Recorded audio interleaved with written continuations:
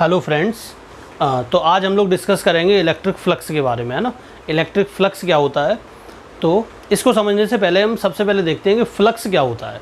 Flux की अगर हम बात करें तो फ्लक्स का जो कंसेप्ट है वो हमारा निकल के आता है फ्लूइड डायनेमिक्स से। फ्लूइड डायनेमिक्स हम लोगों ने 11th में पढ़ा था, है ना। फ्लूइड स्टैटिक्स के बाद का चैप्टर था ये फ्लूइड डायनेमिक्स। तो फ्लूइड डायनेमिक्स में हम लोगों ने क्या पढ़ा था कि फ्लूइड जो है फ्लो करता है, ये ऐसे बोल सकते हैं कि जो भी फ्लो करता है उसको हम बोलते हैं फ्लूइड। तो फ्लूइड के मोशन को हम लोगों ने वहाँ पर स्टडी किया था फ्लूइड डायनेमिक्स में। तो हम लोगों ने देखा था, मान लिया था कि कोई एक एरिया है इस तरीके से, और यहाँ से फ्लूइड जो है ऐसे फ्लो कर रहा है, ठीक है। तो ये जो लाइंस हम लोग ले रहे थे इनको हम वहाँ पे बोलते थे स्ट्रीम लाइंस, है ना। और ये जो स्ट्रीम लाइंस हैं ये हमें फ्लूइड के फ्लो को दिखा रही थी, और जो हम फ्लो ले रहे थे उसको हम रिप्रेजेंट करते थे वेलोसिटी से। वेलोसिटी ऑफ फ्लूइड से फ्लो को हम रिप्रेजेंट करते थे, ठीक है। तो हम लोगों ने वहाँ पर एक टर्म पढ़ा था, amount of liquid flowing per second, या amount of fluid flowing per second, ऐसी एक चीज़ हम लोगों ने वहाँ पर पढ़ी थी, है ना। और उसको हम लिखते थे एरिया इंटू वेलोसिटी। याद आ रहा है कि कुछ कंटिन्यूटी इक्वेशंस भी हम लोगों ने पढ़ी थी। तो amount of fluid flowing per second, इसको हम एरिया इंटू वेलोसिटी से वहाँ पर रिप्रेजेंट करते थे, ठीक है। तो अब इसमें होता क्या है, देखो जरा ध्यान से, इसको हम बोलते थे वॉल्यूम फ्लक्स बोलते थे, है ना। क्योंकि यहाँ पे फ्लूइड का जो वॉल्यूम फ्लो कर रहा है उसके वॉल्यूम फ्लक्स के नाम से हम इसको वहाँ पर जानते थे, ठीक है। एरिया इंटू वेलोसिटी को हम वॉल्यूम फ्लक्स भी बोलते थे, या फ्लूइड फ्लक्स कह सकते हो, फ्लूइड फ्लक्स, है ना। तो फ्लूइड फ्लक्स के नाम से इसको हम वहाँ पर जानते थे, या चाहो तो वॉल्यूम फ्लक्स भी बोल सकते हो, एक ही बात है। तो इस चीज़ को हम वहाँ पर यूज करते थे। अब एक चीज़ देखो ज़रा ध्यान से, हमने मान लिया कि इस तरीके से कोई लिक्विड जो है फ्लो कर रहा है, कोई फ्लूइड जो है फ्लो कर रहा है, एरिया हमारा ये है ए। अब इस एरिया को हमने थोड़ा सा टिल्ट करके मान लिया हम यहाँ तक ले आए, थीटा एंगल। अभी भी इसका एरिया तो ए है, ये पूरा एरिया तो ए ही रहेगा ना, ये भी ए है। अब हुआ क्या, ये वाली लाइंस जो इससे टकराते हुए जा रही थी, ये लाइंस अब सीधे निकल गई। मतलब ये वाली लाइंस जो है ये अब इस एरिया से नहीं टकराएंगी, ये सीधे निकल जाएंगी। इसका मतलब यहाँ पर जो हम एरिया ले रहे थे, ये एरिया कौन सा एरिया था, ये वो एरिया था जो फ्लूइड के साथ लिंक हो रहा था। तो यहाँ पर अब लिंक होने वाला एरिया कौन सा है, तो हम बोलेंगे कि इसका जो प्रोजेक्टेड एरिया है, मतलब ये वाला जो एरिया है ना, इसका टोटल एरिया कितना है ए, और इसका प्रोजेक्टेड ये वाला एरिया कितना होगा, इसको हम बोल सकते हैं ए कॉस थीटा। मतलब ये वाला जो एरिया है ए कॉस थीटा, ये इसका प्रोजेक्टेड एरिया है, ये यूज हो रहा है, ठीक है। तो यहाँ पर अब हम फ्लक्स लिखेंगे, या amount of fluid flowing per second लिखेंगे, A cos theta into velocity, इस तरीके से लिखते थे।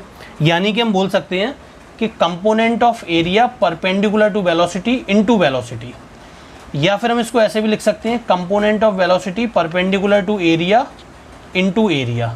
इस तरीके से इसको हम लिख सकते हैं। तो इसको हम बोलते हैं फ्लूइड फ्लक्स। सेम इसी तरीके से हम लोग इलेक्ट्रिक फील्ड इंटेंसिटी के टर्म्स में हम पढ़ेंगे इलेक्ट्रिक फ्लक्स, जहाँ पर हम फ्लूइड फ्लक्स की बात कर रहे हैं क्योंकि फ्लो कौन कर रहा है, यहाँ पर फ्लूइड कर रहा है।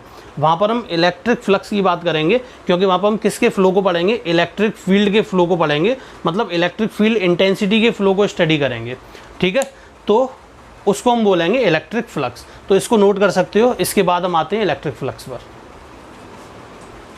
इलेक्ट्रिक फ्लक्स को समझने के लिए हमने क्या किया, एक चार्ज लिया, बिल्कुल आराम से समझना है, कोई भी टेंशन नहीं लेनी है। एक चार्ज हमने लिया स्मॉल क्यू, इससे हमें इलेक्ट्रिक फील्ड लाइंस कैसे मिलेंगी, इस तरीके से, है ना। एक general idea, electric field lines हमें इस तरीके से देखने को मिलेंगी, ये मिलेंगी। हमने क्या किया, एक इमेजिनरी या कोई रियल सरफेस जो है वो कंसीडर की, और वो सरफेस हमने किस तरीके से ले ली, मान लिया उस सरफेस को इस तरीके से हम लोगों ने लिया, ठीक है। ये एक सरफेस है, ये चार्ज रखा हुआ है, इससे इलेक्ट्रिक फील्ड लाइंस निकल रही हैं। तो इलेक्ट्रिक फ्लक्स को हम किस तरीके से डिफाइन करते हैं, उस चीज़ को ज़रा ध्यान देना है। देखो ज़रा, हमने क्या किया, सरफेस में एक छोटा सा सरफेस एरिया एलिमेंट लिया ds, ये कोई एलिमेंट ले लिया ds, ठीक है। ये एक सरफेस एरिया एलिमेंट हम लोगों ने लिया ds, और हमने देखा कि इलेक्ट्रिक फील्ड लाइंस इसमें से कैसे निकल रही हैं, इस तरीके से, ठीक है। तो इलेक्ट्रिक फ्लक्स जो होगा इससे रिलेटेड, उसको हमने नाम दिया डी फाई, और ये जो डी फाई है ये होगा, अगर इलेक्ट्रिक फील्ड इंटेंसिटी E है इस पॉइंट पर, तो ये होगा E डॉट ds। डॉट का मतलब सिर्फ इतना होता है, डॉट प्रोडक्ट हमें ये बताता है कि अगर E और S के बीच में कोई एंगल है, अगर E और ds के बीच में कुछ एंगल है, तो हमें E का कंपोनेंट या तो ds के अलोंग लेना है, या ds का कंपोनेंट इलेक्ट्रिक फील्ड इंटेंसिटी के अलोंग लेना है। ये मतलब होता है डॉट प्रोडक्ट का, ठीक है। अब हमने क्या किया, इस सरफेस एरिया पर वेक्टर लगाया है। इसका मतलब क्या होता है, इस ds वेक्टर को हम बोलते हैं surface area vector, ds vector को हम बोलते हैं सरफेस एरिया वेक्टर। ये क्या चीज़ होती है, सरफेस एरिया वेक्टर। तो ये क्या होता है, इसको समझो ज़रा। कोई भी सरफेस अगर हम लें, मान लिया हमने ये वाली सरफेस ली, मान लेते हैं ये एक सरफेस है, ठीक है। इस देखो, पहली बात तो सरफेस में दो साइड नहीं होती है, केवल एक साइड होती है बस। तो हमने मान लिया ये कोई सरफेस है इधर की तरफ, तो इसका सरफेस एरिया वेक्टर क्या होगा, तो इसका जो सरफेस एरिया वेक्टर होगा वो हमेशा इस सरफेस के परपेंडिकुलर और आउटवर्ड होगा। मतलब परपेंडिकुलर टू सरफेस और आउटवर्ड, इस तरीके से होगा। सरफेस एरिया वेक्टर जो भी होगा वो हमेशा परपेंडिकुलर टू द सरफेस होगा और आउटवर्ड होगा, मतलब सरफेस से बाहर की तरफ होगा सरफेस एरिया वेक्टर। तो इस सरफेस का सरफेस एरिया वेक्टर भी किधर होगा, मान लिया हमने कि ये जो सरफेस है इसका सरफेस एरिया वेक्टर इधर है, इस डायरेक्शन में, ठीक है, सरफेस के परपेंडिकुलर और बाहर की तरफ। अगर ये सरफेस है तो इसका सरफेस एरिया वेक्टर सरफेस के परपेंडिकुलर है और आउटवर्ड है, ठीक है। मान लिया ये जो ds वेक्टर है या सरफेस एरिया वेक्टर है, ये इलेक्ट्रिक फील्ड इंटेंसिटी के साथ थीटा एंगल जनरेट करता है या थीटा एंगल बनाता है, इस तरीके से। तो इस a डॉट v को हम कैसे लिख सकते हैं, डी फाई को हम लिख सकते हैं mod E mod ds cos theta, ठीक है। इस तरीके से हम लोगों ने लिखा mod E mod ds cos theta. अब ये जो डी फाई हमने लिया है, ये इस छोटे से एलिमेंट की वजह से इलेक्ट्रिक फ्लक्स है, ठीक। अब हम क्या कर सकते हैं, एक दूसरा एलिमेंट भी ले सकते हैं, है ना। उस पर हम देखेंगे इलेक्ट्रिक फील्ड इंटेंसिटी की डायरेक्शन क्या है, सरफेस एरिया वेक्टर क्या है, जो भी एंगल होगा उसको लिख देंगे।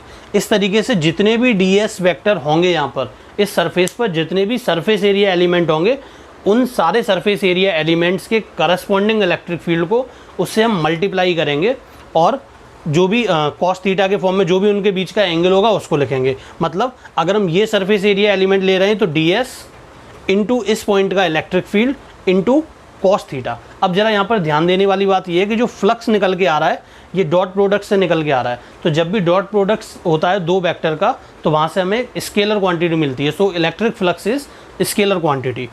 तो E और ds जो है यहाँ पर, अब जब हमने इसमें से वेक्टर हटा दिया है तो ये हमें क्या मिला, मैग्नीट्यूड मिला।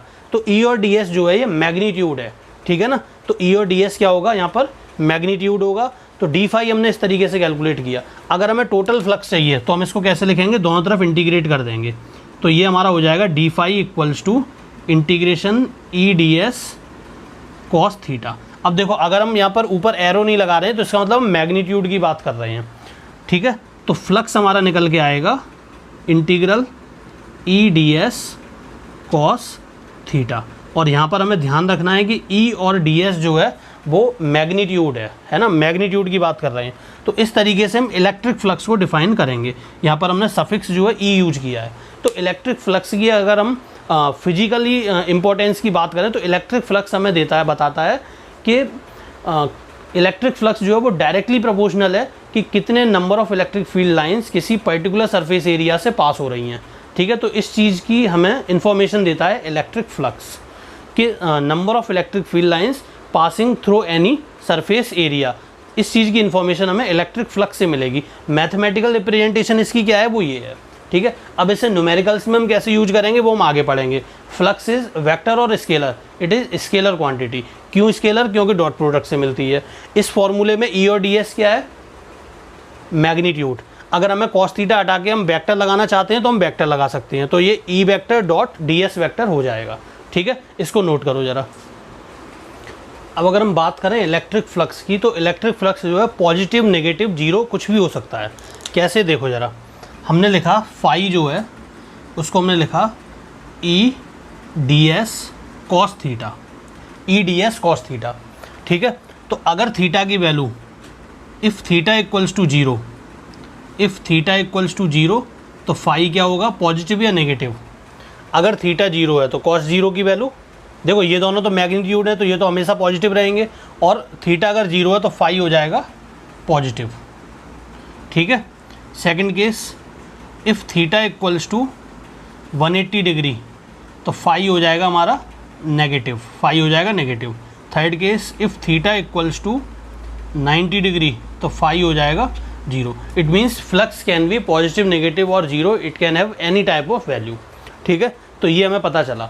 अब देखो थीटा है क्या, थीटा जो है वो एंगल है किस किस के बीच में, इलेक्ट्रिक फील्ड इंटेंसिटी और सरफेस एरिया वेक्टर के बीच में, ठीक है। तो ये चीज़ हमें पता चल गई। अब इसके बाद हम आगे बढ़ते हैं, इसको रफ कर देते हैं ज़रा। अब अगर हमें बताओ, हम तुमसे बोले कि इलेक्ट्रिक फील्ड इंटेंसिटी जो है, अगर मैं बोलूँ कि इलेक्ट्रिक फील्ड इंटेंसिटी जो है वो कांस्टेंट है या यूनिफॉर्म इलेक्ट्रिक फील्ड वहाँ पर प्रेजेंट है, तो ई इंटीग्रेशन से बाहर आ जाएगा। और कॉस थीटा जो है, जब ई कांस्टेंट है और कॉस थीटा की अगर हम बात करें, ये ऐसे लिख देते हैं इसको डी एस कॉस थीटा, तो होगा क्या, ये जो डी एस है, इन सारे डी एस को अगर हम इंटीग्रेट करेंगे तो ये एस बना देंगे या ए बना देंगे, तो हम लिख सकते हैं ई ए कॉस थीटा। मतलब फ्लक्स को इस तरीके से भी रिप्रेजेंट हम कर सकते हैं अगर इलेक्ट्रिक फील्ड यूनिफॉर्म है, इफ़ ई इज यूनिफॉर्म, ठीक है। अब इसका मतलब क्या है, इसका मतलब ये है ई यूनिफॉर्म का मतलब ई का मैग्नीट्यूड सेम है, डायरेक्शन से अभी हमें कोई मतलब नहीं है। ई कैसा है, यहाँ पर हम लिख सकते हैं if magnitude of electric field intensity is same या कांस्टेंट। कैसे देखो ज़रा, मान लिया हमने कोई एक चार्ज लिया Q, इस Q चार्ज के चारों तरफ अगर हम देखें तो इलेक्ट्रिक फील्ड इंटेंसिटी हमें इस तरीके से मिलेगी, ठीक है, ऐसे मिलेगी, इलेक्ट्रिक फील्ड लाइन्स इस तरीके से मिलेंगी। अब हमने क्या किया, एक सरफेस ली, क्लोज सरफेस इस तरीके से। अब हमने तुमसे पूछा कि बताओ फ्लक्स जो है वो कितना होगा, तो तुम बोलोगे कि इस पर्टिकुलर पॉइंट से, इस पर्टिकुलर पॉइंट से अगर हम देखें तो सरफेस एरिया वेक्टर किधर होगा, इधर, और इलेक्ट्रिक फील्ड भी किधर है, इधर, तो थीटा हो जाएगा 0 डिग्री। अगर हम इस पॉइंट पे देखें तो सरफेस एरिया वेक्टर ये है, मान लिया हमने छोटा सा एलिमेंट ले लिया, सरफेस एरिया वेक्टर इधर, इलेक्ट्रिक फील्ड इधर, थीटा कितना 0। यहाँ पर देखो सरफेस एरिया वेक्टर इधर आएगा, इलेक्ट्रिक फील्ड भी इधर है, थीटा 0। सारे सरफेस के पॉइंट पर हम कोई भी सरफेस एरिया एलिमेंट लेंगे that is always parallel to electric field intensity, so theta is 0 here. If theta is 0 then cos theta is 1। अब देखो जरा, इन सारे पॉइंट्स पर इलेक्ट्रिक फील्ड इंटेंसिटी की डायरेक्शन जो है वो अलग अलग हो सकती है, लेकिन magnitude of electric field intensity is constant, क्योंकि सारे पॉइंट जो है वो सेम डिस्टेंस पर हैं। मान लिया डिस्टेंस अगर r है, r रेडियस का सर्कल है, तो सारे पॉइंट्स जो है सेम डिस्टेंस पे लाई कर रहे हैं, इसका मतलब magnitude of electric field intensity is constant. और कितना होगा, KQ/r², वेयर K इज 1/4πε0। तो उस केस में हम इस फॉर्मूले को डायरेक्ट यूज कर सकते हैं विदाउट एनी इंटीग्रेशन। लेकिन अगर इलेक्ट्रिक फील्ड इंटेंसिटी का मैग्नीट्यूड जो है वो चेंज हो रहा है, या मान लो थीटा चेंज हो रहा है, तो फिर हम इसको इंटीग्रेशन की फॉर्म में यूज करेंगे या इसका सरफेस इंटीग्रल करेंगे। देखो ये जो इंटीग्रेशन है किसके रेस्पेक्ट में हो रहा है, सरफेस एरिया के, तो इसको हम सरफेस इंटीग्रल भी बोलते हैं। This is the surface integral of electric field intensity, ठीक है। तो इस तरीके से हम इसको देख सकते हैं। अब जरा एक चीज़ हम देखते हैं यहाँ पर, नेगेटिव फ्लक्स का क्या मतलब है। अगर हम बात करें नेगेटिव फ्लक्स की, तो नेगेटिव फ्लक्स का क्या मतलब है, इस चीज़ को हम थोड़ा सा रफ कर देते हैं, फिर आगे बढ़ते हैं। हमें पता है पॉजिटिव फ्लक्स जो है और नेगेटिव फ्लक्स हम लोगों ने मैथमेटिकली देख लिया है, लेकिन इसकी फिजिकल सिग्निफिकेंस क्या है। तो ये जो पॉजिटिव और नेगेटिव फ्लक्स हैं ये एक्चुअली में किस चीज़ को रिप्रेजेंट करते हैं, तो उसको हम देखते हैं। जैसे मान लिया हमने ये कोई एक सिलेंडर लिया, इलेक्ट्रिक फील्ड लाइंस हमने मान लिया ऐसे जा रही हैं, ये हमारी इलेक्ट्रिक फील्ड इंटेंसिटी की डायरेक्शन है, ठीक है। कितने सरफेस एरिया है यहाँ पर, तो हम देखेंगे 3 सरफेस एरिया है हमारे पास। एक तो ये वाला सरफेस एरिया है, इसको हमने मान लिया A1। दूसरा सरफेस एरिया ये है, इसको हमने माना A2। और तीसरा जो है हमारा कर्व सरफेस का एरिया, मतलब ये वाला जो एरिया है, ये वाला area. First area is this, second is this and third this one. तो ये जो तीसरा एरिया है इसका सरफेस एरिया वेक्टर हमें इस डायरेक्शन में मिलेगा। इस वाले एरिया का सरफेस एरिया वेक्टर हमें इधर मिलेगा, इसका सरफेस एरिया वेक्टर हमें इधर मिलेगा, और ये जो A3 है उसका इधर मिलेगा। अब इस टाइप के DA जितने भी होंगे उन सबको जोड़ने के बाद बना होगा A1। उन सभी की डायरेक्शन सेम है, सारे एरिया एलिमेंट्स या एरिया वेक्टर्स की डायरेक्शन सेम है ना। तो हम यहाँ पर लिखेंगे, देखो इलेक्ट्रिक फील्ड किधर है, इस डायरेक्शन में, इस एरिया की बात करें हम, for A1। Electric field intensity किस डायरेक्शन में काम कर रही है, राइट साइड में, but surface area vector is acting towards left. Surface area vector is leftward and the electric field intensity is acting towards right. So angle between electric field intensity and surface area vector is 180 degree here. If angle is 180 degree, then flux EA cos 180 degree. अब देखो हमने यहाँ पर integration क्यों नहीं use किया, बिल्कुल ध्यान से समझते हो, ये सारी चीज़ें कर लोगे ना तो काफ़ी प्रॉब्लम नहीं होगी आगे जाके।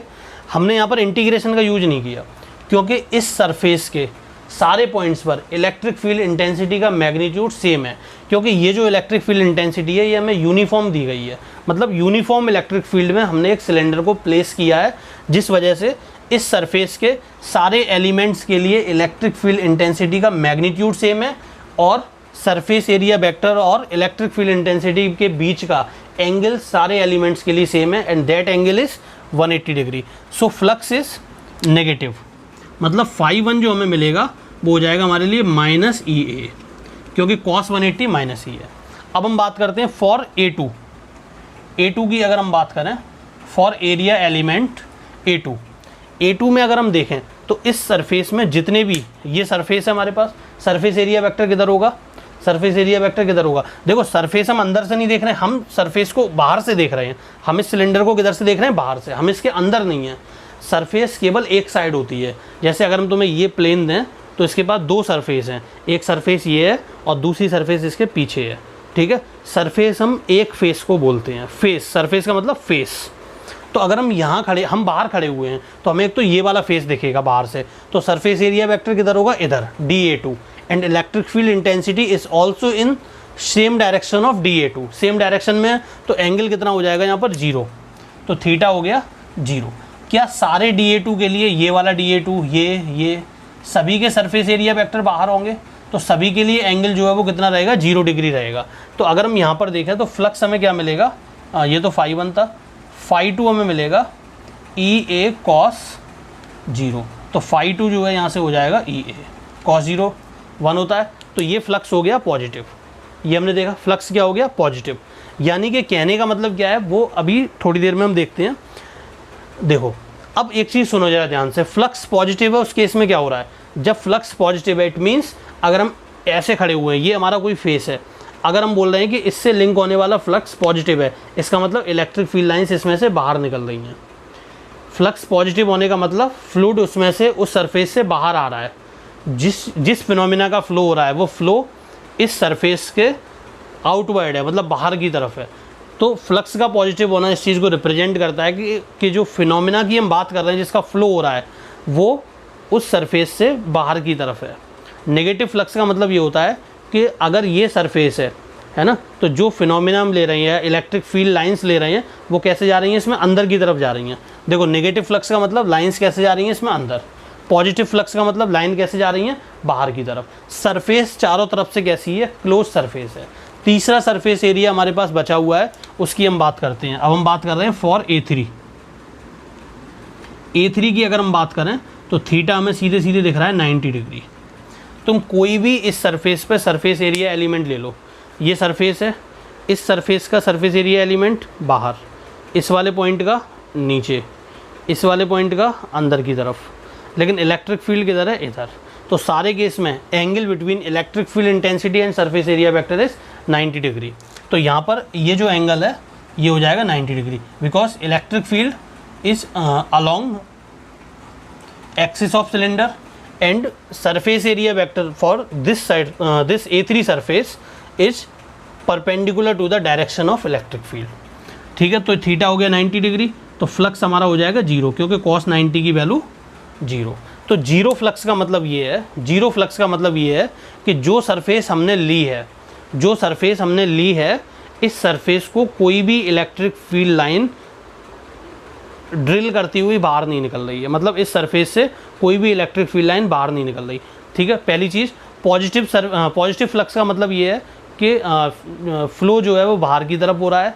नेगेटिव फ्लक्स का मतलब है फ्लो जो है अंदर की तरफ हो रहा है। और जीरो फ्लक्स का मतलब ये है कि उस सरफेस से कोई भी फ्लो नहीं हो रहा है। फ्लो जो है सरफेस के पैरेलल हो सकता है, लेकिन इस सरफेस को क्रॉस करता हुआ कोई भी फ्लो नहीं है। जैसे इस सरफेस को क्रॉस करता हुआ फ्लो था, इस सरफेस को क्रॉस करता हुआ यहाँ से इलेक्ट्रिक फील्ड लाइंस ऐसे निकल रही थी, लेकिन ये वाली जो सरफेस है इसको कोई भी लाइन क्रॉस नहीं कर रही है। इसका मतलब होता है कि flux link with this surface is zero. अब वो फ्लक्स जो है वो किसी भी चीज़ का हो सकता है, इलेक्ट्रिक फील्ड का हो सकता है, किसी फ्लूइड का हो सकता है, या किसी और चीज़ की हम बात कर सकते हैं। ठीक है, इसको नोट करो, इसके बाद फिर आगे बढ़ते हैं। तो अगर हम टोटल फ्लक्स यहाँ पर कैलकुलेट करेंगे तो वो निकल के आएगा 0। φ1 + φ2 + φ3, ये टोटल हो जाएगा 0। इसका मतलब ये है कि अगर कोई क्लोज सरफेस है, अगर कोई क्लोज सरफेस है हमारे पास, तो उसमें से अगर जितनी लाइंस एंटर हो रही हैं उतनी लाइन अगर बाहर निकल रही हैं तो नेट फ्लक्स निकल के आएगा 0। तो ये हम लोगों ने इलेक्ट्रिक फ्लक्स का एक बेसिक आइडिया लिया। तो अगले लेक्चर में हम इससे रिलेटेड क्वेश्चंस जो है न्यूमेरिकल्स को डिस्कस करेंगे। ठीक है ना। तो तब तक के लिए आप इस थ्योरी को या जो भी आज पढ़ाया है उसको एक बार रिवाइज करके रखना, ताकि नेक्स्ट लेक्चर में जब हम लोग क्वेश्चंस करेंगे तो वो अच्छी तरीके से समझ में आ पाए। ठीक है, तो आज के लिए इतना ही रखते हैं।